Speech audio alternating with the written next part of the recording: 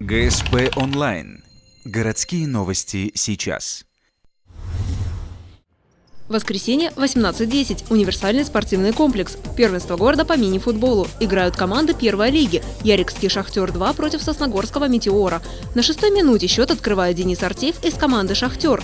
Через 5 минут разрыв увеличивается. Александр Желтов пробивает штрафной. «Метеор» отвечает лишь однажды. Первая половина игры оканчивается в пользу «Шахтера» 2-1. Спустя 5 минут от начала второго тайма Сергей Кудов, футболист ярикской команды, за грубую игру получает красную карточку. Он пропускает не только сегодняшний матч, но и следующий. Помимо этого, его команда 2 минуты играет в численном меньшинстве. Этим воспользовался Ярослав Горош и сравнял счет. Команда сыграла в целом нормально. Начали матч неплохо, повели в счете, но, вероятно, ненужное удаление, неожиданное, оно сказалось на исходе матча. Игроки потратили много сил, пока играли в меньшинстве. У «Шахтера» отличается Анатолий Чернов. Он забивает дубль в сосногорские ворота.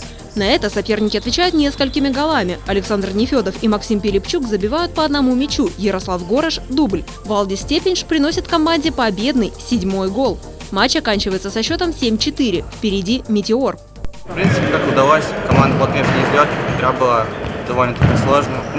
Проиграли после первого тайма, смогли переломить игру. Довели игру до победного уже. Команда не сдалась, так сказать. Спасибо партнерам за игру.